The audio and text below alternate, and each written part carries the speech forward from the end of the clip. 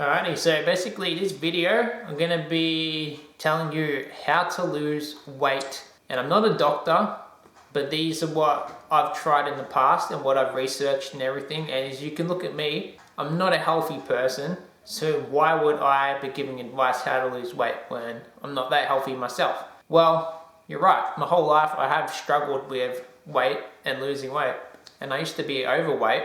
I lost 25 kilos and then, as you can tell now, I'm starting to put a lot of it back on because I had a chest lung injury and basically I can't work out normally like I used to anymore. So it's a lot harder for me to lose weight when I can't really work out these days, and trying different ways you can lose weight really helps, so you're not stuck doing the one thing, because there is no one way to lose weight that's going to work for everyone.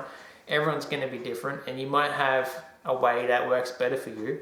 Losing weight is always dangerous, so I will say, disclaimer here, talk to a medical professional like a doctor, and if you ever feel unwell, see a doctor, stop what you're doing and stop cutting weight, okay? So basically these are ways you can lose weight, but I'm not encouraging you to go out your way and put yourself in any harm or anything like that, okay? So this is just purely for research purposes, and I don't endorse doing anything irresponsible. So make sure you're safe when you are losing weight. Always stay safe and do it the right way. So let's get started.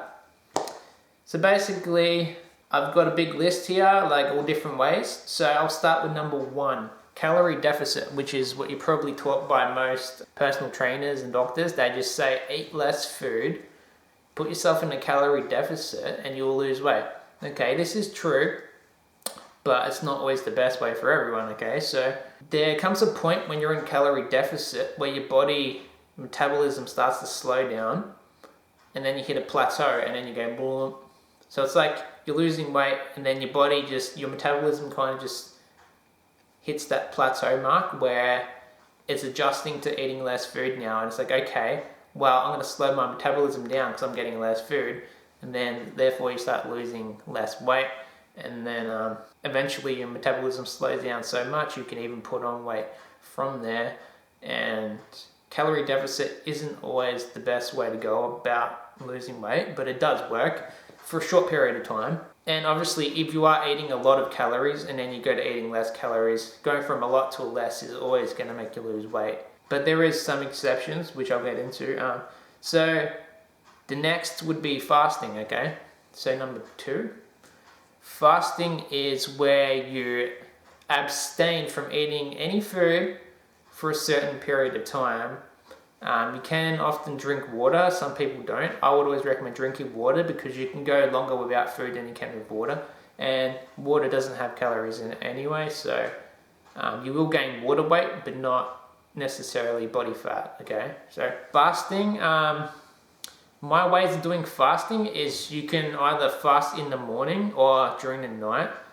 And I think it's a little better to do it towards the night time, right before you go to bed, because then you sleep for maybe 8 hours and then maybe don't eat another 6 hours before that, and you got like 6 plus 8, and then you just go longer without food, okay? So you can do it like that, but I prefer to have a big breakfast and maybe skip dinner, okay? But make sure you still get all your calories during the day, but during the first half of the day, and you go like the last half of the day without really eating anything, okay? Now with fasting, I will just say this can be dangerous because if you have diabetes or any health conditions, your blood sugar level may actually get affected from this. So that's why it's very dangerous cutting weight, and you got to really do it the right way.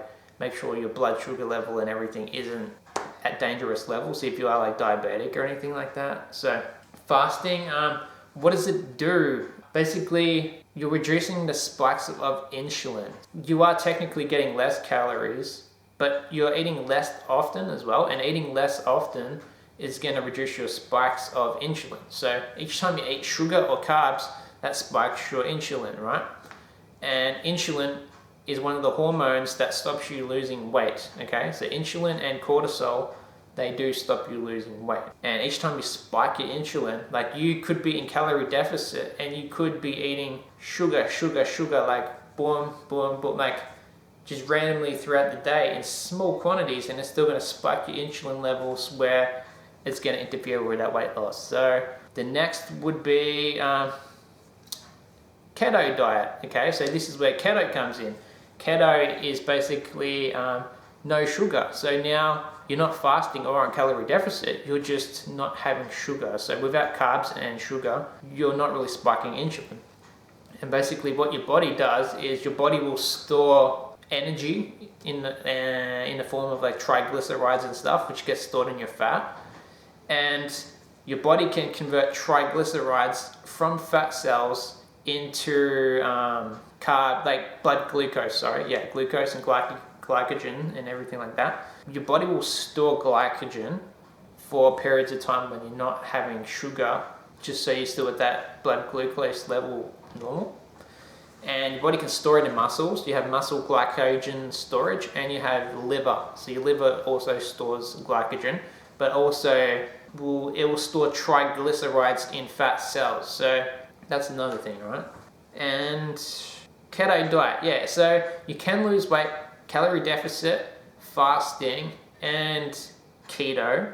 Another thing with keto is your body will start to actually use fat for energy in the form of like ketones and gluconeogenesis, which is where it's breaking down body fat to turn into energy. Now, the problem with this is you have different forms of energy, right? So your body will obviously use glucose first, but then it'll go to like pyruvate, lactate, and then ketones. So if you actually do want to get to the point where you're breaking down body fat for energy, you have to get through the pyruvate, lactate, glucose. So that's another thing, and that's where working out comes in, right? So the point of working out is not just to get your heart rate to like increase, like pumping around your body and everything, so you're burning more calories.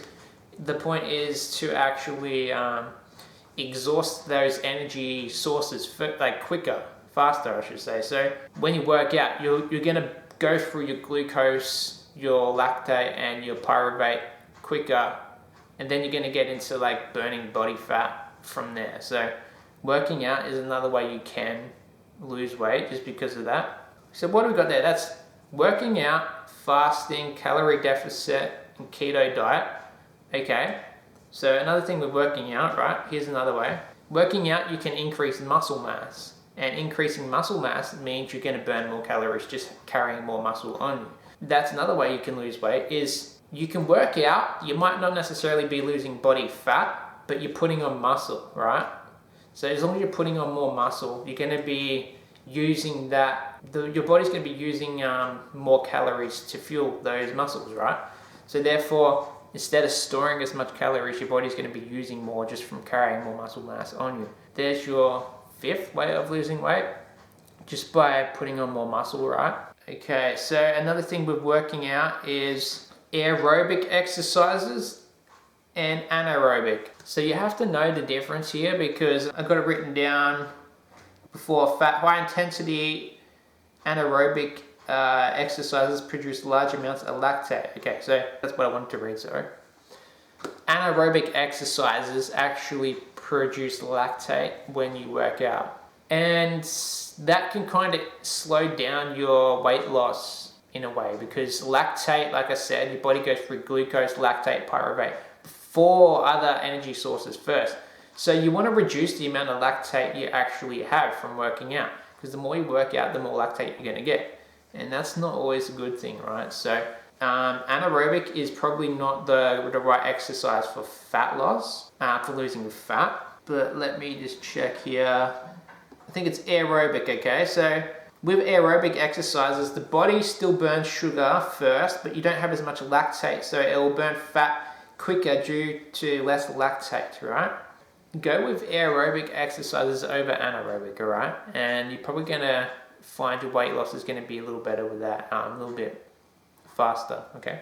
Now, it does get more complicated than that. Anaerobic exercises do burn muscle.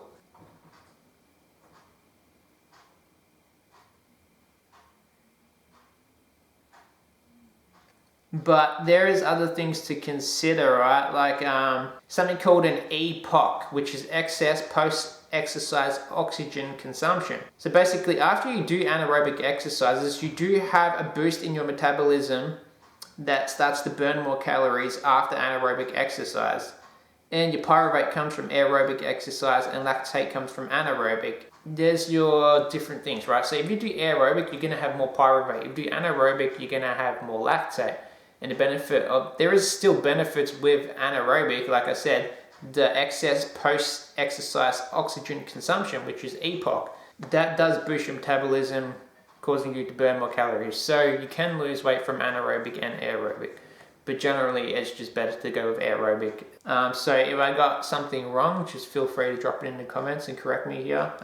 Next is liposuction and surgery. Okay, so a lot of people go to liposuction and weight loss surgery as a last resort when they can't lose weight. And I always say it should always be a last resort, okay? Because your body cannot spot reduce fat. So you're still gonna have areas on your body like your chest, your stomach, maybe your legs or something where you can't actually lose. And no matter what you do, genetics are always gonna play a role in this. So like your genetics may stop you from losing weight in certain areas. So if some people do go with liposuction just to like target those problem areas of fat, but also there is non-invasive ways of fat loss. So like cryolipolysis, and I believe it is laser lipolysis, cryolipolysis, and ultrasound. Now, I don't know how effective these forms of weight loss technologies or surgeries, I'll call them. I don't know how effective they are,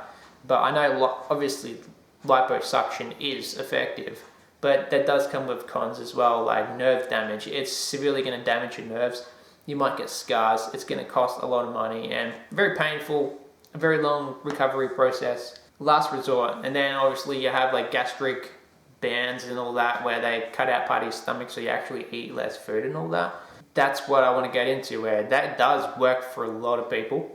Have some discipline and be able to not eat as much food, like just practice fasting a lot. And it's all about discipline, right? Some people don't have the discipline and they need the surgery to force them to stop eating, right? You just got to be disciplined. And I'm not knocking anyone that has the surgery. I know people that have had the surgery and it's probably saved their life. It's made their life way better, honestly. There's pros and cons for everything. But next I'll say is water weight. So as you know, water does obviously have weight to it, quite a lot of weight. Sorry, my cat's going to try and jump on the computer.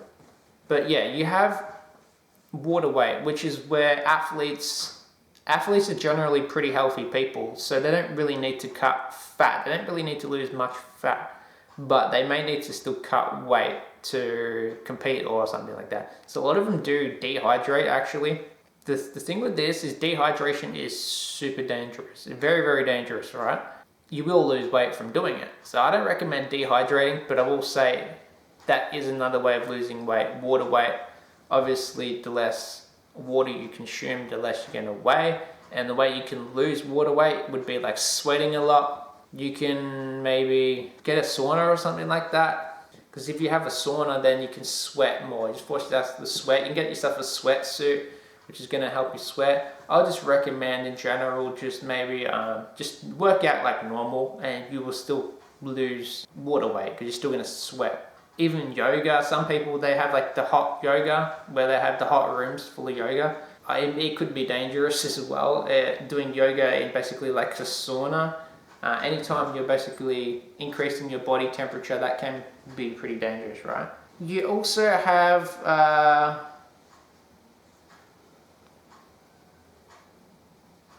I said less insulin, okay?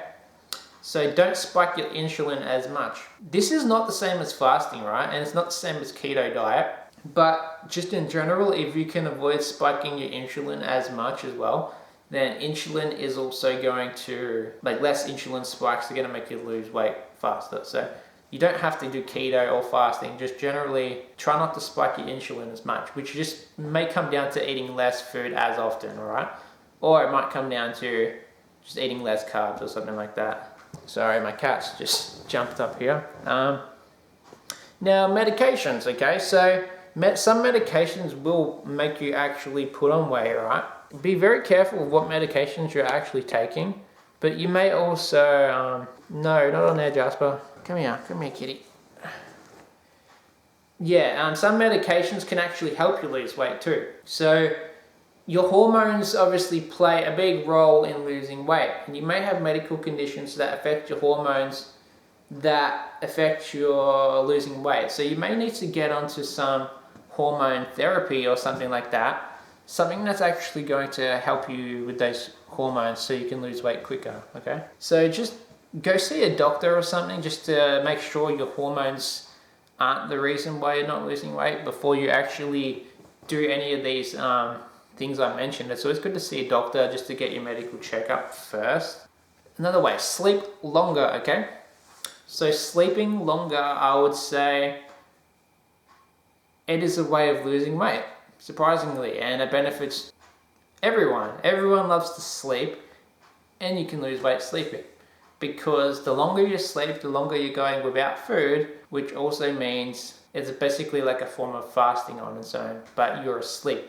But the downside is when you're sleeping, you do burn less calories when you're asleep, but you're also eating less food and you still do burn calories in your sleep, just less. So if you can sleep a little bit longer, it means you're going just a little bit longer without food, and it's going to help you lose weight. So sleeping longer, cool little trick, right? And metabolism, okay? So I'll talk about metabolism. This is where some people just have different metabolisms in general, right? And this generally comes down to how much you eat. Like I said, if you fast, you eat less food, your metabolism slows down.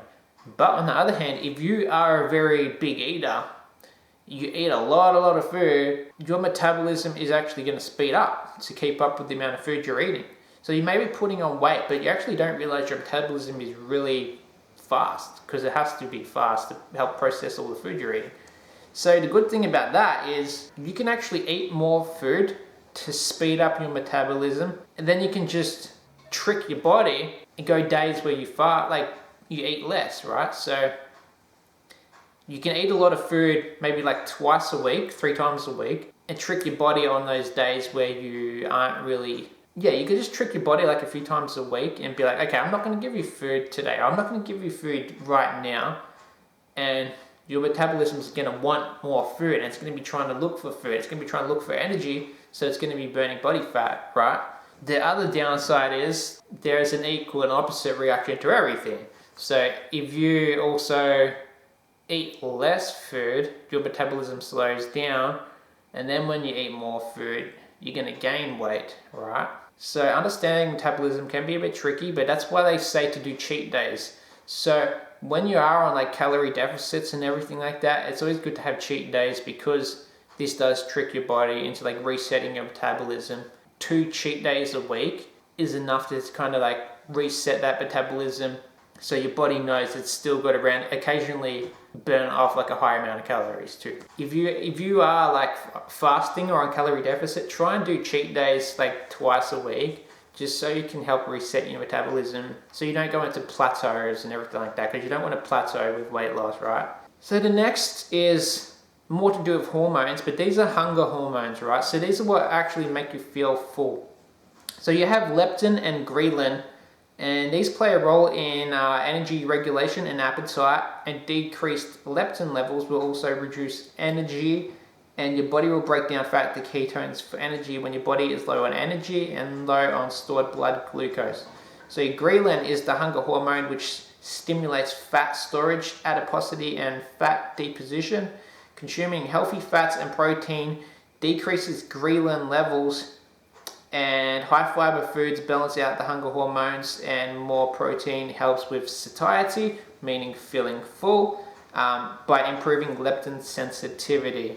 There is other ways you can reduce and suppress leptin and ghrelin, such as eating protein. Does it increase the PYY hormone that affects appetite and makes you less hungry? So that's a lot to basically take in. That's like a lot I just said right there. But basically hunger hormones can make you feel full or hungry. So there is some foods you can actually eat, like protein, which are going to make you feel more full, just because how they affect your appetite and stuff like that. So in general, eating more protein and more fat is going to make you feel full. So keep that in mind. Protein, increase your protein intake, and you'll actually be eating less. You'll feel more full, which will actually, lead to eating less and help you lose weight.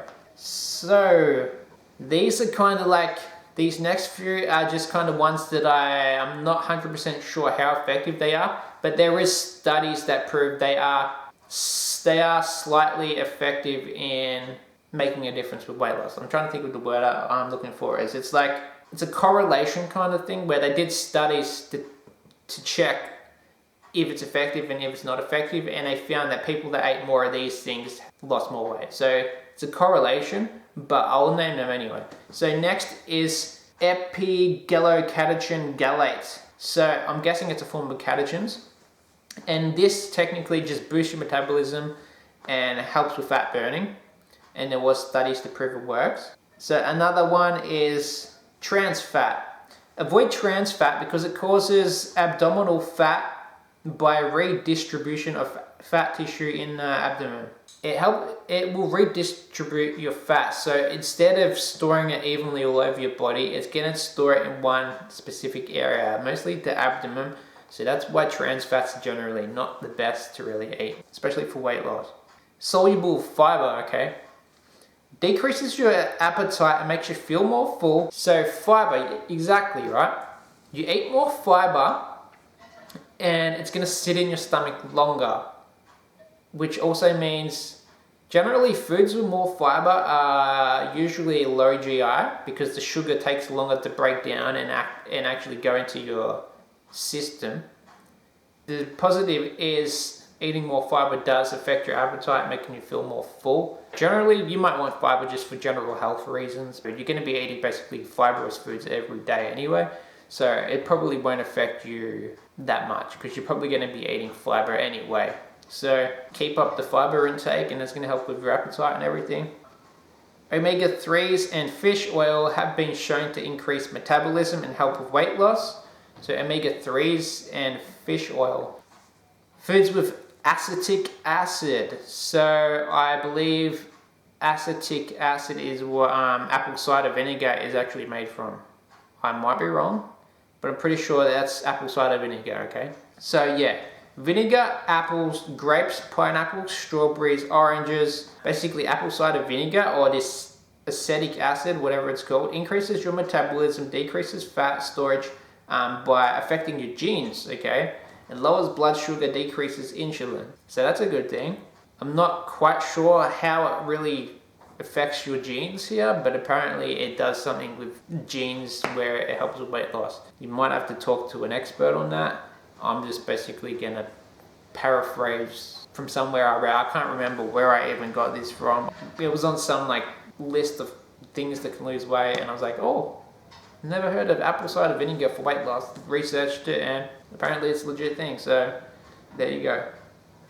Lactobacillus probiotics. Okay, so probiotics can be beneficial to help with weight regulation because of bacteria. So the beneficial bacteria in this case are going to help with, I'm assuming, like feeling full and weight loss and everything. So the next is multivitamins. Some nutrients can actually help you lose weight, like vitamin C, vitamin D, magnesium, iron, and zinc. Make sure your vitamins are all, you're not vitamin deficient. And last one I've got written down is carotenoids. Beta carotene, lutein, lycopene have been shown to reduce fat, obviously in studies because I don't make this up. Eat foods that contain these, but be careful with beta carotene if taking multivitamins, because apparently if you take multivitamins with beta carotene, it can become toxic. So yeah, just keep that in mind. So basically there you go. That is my list of 25. Wait, did I go through 25 already? Apparently that's around 25 different ways to lose weight. I've got it written down here, unless I missed one. Yeah, I think that's 25, so there you go. What I'll actually do is I might make some follow-up videos because I actually need to lose weight. So that's what gave me the idea of making this video. And I'll take my own advice and I'll put out some videos sometime in the future, just like saying if I can lose weight following my own advice, just because I wanted to show you how effective some of these things are. And I have actually tried a lot of these myself, and I can lose weight doing a lot of these different things, right? So you can too, and I just want to put out some videos to show you it is possible. And plus, I need to lose weight anyway, so even if it's not for video purposes, I need to do it for my own general health. Peace out. I hope that really helps you a lot with your weight loss if you are struggling with weight. Plenty of people are, but you can always make a difference, and good luck.